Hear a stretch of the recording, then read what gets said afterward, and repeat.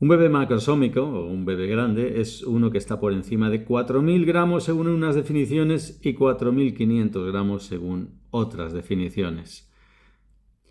Uno de los riesgos asociados al bebé macrosómico es la distocia de hombros. La distocia de hombros se da pues, en un 3% de los casos en bebés de más de 3,5 kilos, según un estudio que analizó 175.000 pacientes. Pero la macrosomía era un factor de riesgo muy pobre, muy pobre comparado con otros como son, por ejemplo, la diabetes materna, el uso de forceps o ventosa y la inducción del parto. Y claro, este último nos crea un dilema porque si un bebé grande queremos solucionarlo, lo que vamos a hacer es inducir el parto, que también es factor de riesgo independiente de distocia de hombros. Hay que decir que la distocia de hombros en la inmensa mayoría de los casos se resuelve sin ninguna complicación. Es verdad que en un pequeño porcentaje puede haber como consecuencia una fractura de clavícula o una parálisis braquial, una parálisis del plexo braquial. Hay muchos estudios que muestran que la distocia de hombros va aumentando a medida que aumenta el peso del feto, pero también es verdad que el conocimiento de un médico de que un bebé es macrosómico puede estar influyendo en estos estudios, porque si yo sé que un bebé viene grande, es muy fácil que yo esté predispuesto a diagnosticar con más facilidad una distocia de hombros que a lo mejor en un bebé pequeño que pasa exactamente lo mismo no la habría diagnosticado. Entonces eso es un sesgo que no hay que olvidar. En ese sentido, debería haber estudios con variables de resultado más objetivas, por ejemplo, porcentaje de parálisis de plexo braquial o porcentaje de fetos, de neonatos muertos en el parto, por ejemplo, ¿no?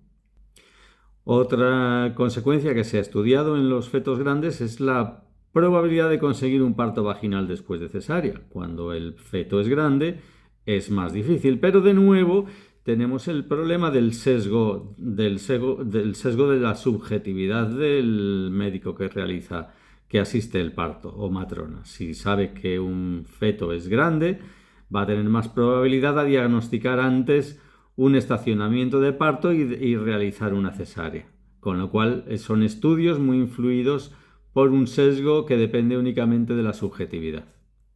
Quizá un parámetro que ha logrado demostrar predisponer a la distocia de hombros de una forma que nos parece más, que escapa mejor a la subjetividad, es la diferencia de tamaño entre perímetro cefálico y perímetro abdominal.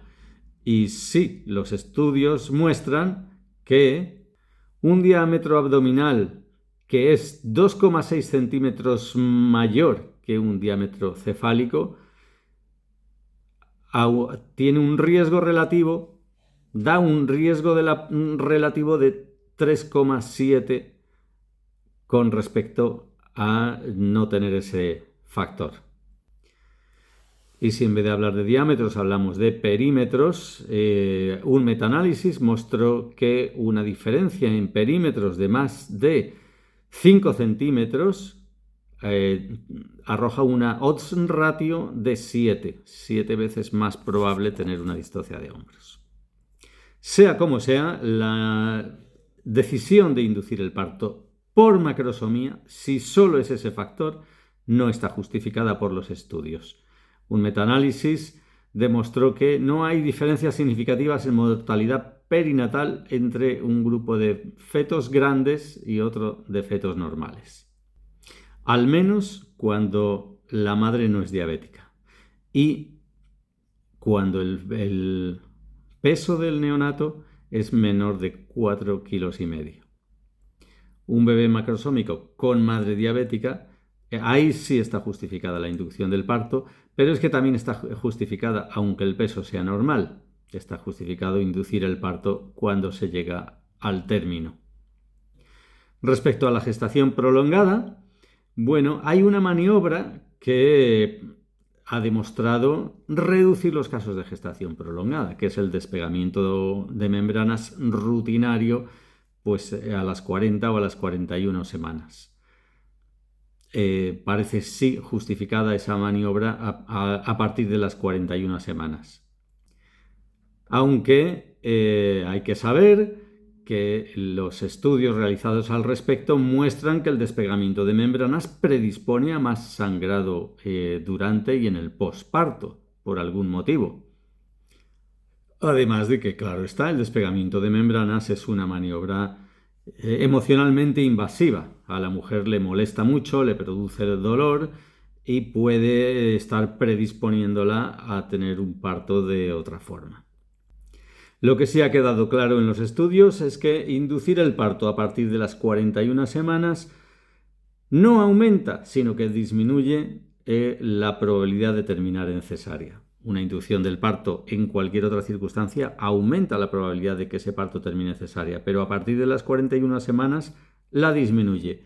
¿Por qué motivo? ¿Cuál podría ser la explicación? Bueno, los estudios científicos no entran en eso, pero probablemente es porque a partir de las 41 semanas ya los huesos del cráneo fetal van osificándose más y va haciéndose menos posible el amoldamiento de la cabeza al canal del parto. Y además es que se han hecho estudios en cuanto a satisfacción de las mujeres. Y estos estudios muestran que cuando se pasa de 41 semanas, las mujeres están más satisfechas con la inducción del parto que con el abordaje expectante. De modo que la intervención de inducir el parto cuando se llega a las 41 semanas está justificada según los estudios, pero a mi juicio habría que hacer una salvedad, habría que hacer un subanálisis en todos estos estudios y es con el componente familiar. Cuando una mujer llega a las 41 o 42 semanas porque su madre tuvo los partos en esa fecha, o su abuela o su bisabuela, y hay una asociación familiar genética, posiblemente ahí el pasarse de fechas con respecto a la media está dentro de los parámetros de salud. Quizá en esos casos la osificación de la cabeza va también más tarde, etc. Creo que habría que hacer estudios, faltan estudios para ese tipo de mujeres que tienen antecedentes de pasarse de fechas en su familia. En cuanto al método de inducción, hay dos que destacan, que han demostrado sus ventajas. Uno es la sonda de Foley, aunque el catéter de Foley tiene el inconveniente de la incomodidad para la mujer. Obliga a una determinada postura y es incómodo y puede ser doloroso al inicio del parto. La otra forma de inducción, mucho más aceptada, es la inducción con prostaglandinas, que además tiene una ventaja con respecto a la inducción con oxitocina. Una ventaja demostrada científicamente es que con prostaglandinas reduce el riesgo de sangrado posparto o la cantidad de sangrado posparto. Con la oxitocina hay más. ¿Cuál puede ser la explicación? Que esto no entra en los estudios, pero hay una explicación plausible y es que inducir el parto con oxitocina contribuye a la desensibilización de los miocitos uterinos al efecto de la oxitocina.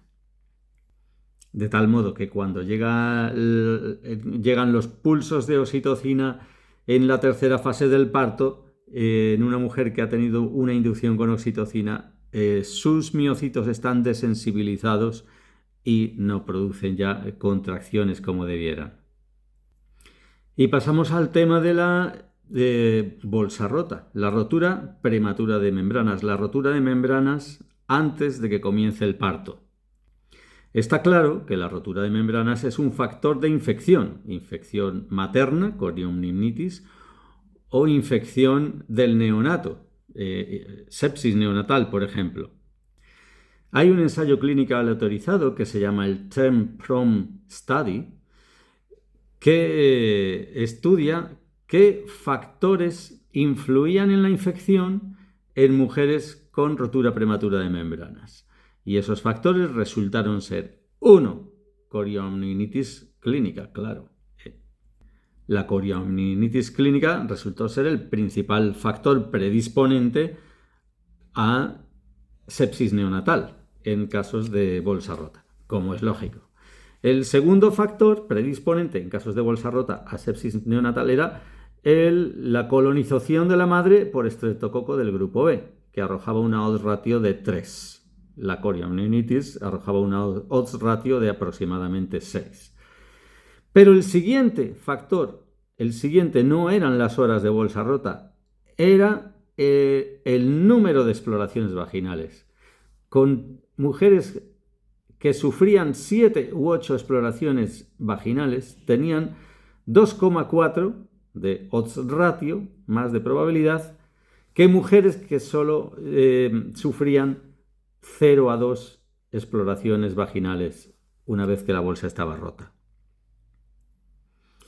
El siguiente factor, ya sí, con una odds ratio de 2,2, era tener más de 48 horas de bolsa rota versus tener menos de 12. Y el siguiente, con una odds ratio de 2, era tener de 24 a 48 horas comparado con tener menos de 12 horas de bolsa rota hasta que empieza el parto. Y por último, los antibióticos maternos. Un corolario no buscado de las conclusiones de este estudio es que las exploraciones vaginales están influyendo. Entonces, sería muy importante realizar estudios en bolsa rota con 0 exploraciones vaginales hasta que nace el bebé. Partos, por ejemplo, los partos seguidos con Doppler, con aparato Doppler, sin monitorización cardiotográfica, sino con auscultación intermitente, en los que se puede hacer un seguimiento de la altura del foco fetal sin necesidad de realizar exploraciones vaginales. Posiblemente eso sería un gran avance para los partos de bolsa rota. En cuanto a inducir o no inducir el parto, bueno, pues los estudios no son completamente concluyentes. Hay muchos estudios aleatorizados que señalan que no se reduce el riesgo de sepsis neonatal por hacer una inducción del parto una vez que se ha roto la bolsa. Y en cambio la inducción del parto predispone a 2 resultados adversos. Uno es que hay más probabilidad del síndrome de dificultad respiratoria del neonato con un riesgo relativo de 1,47, 1,5. Y el otro es la mayor probabilidad de terminar en cesárea, con un riesgo relativo de 1,3. Los antibióticos. Antes de las 12 horas de bolsa rota parece claro que no hacen falta, pero una vez que pasan 12 horas de bolsa rota, sí que cuando la latencia es mayor de 12 horas hay un beneficio para las madres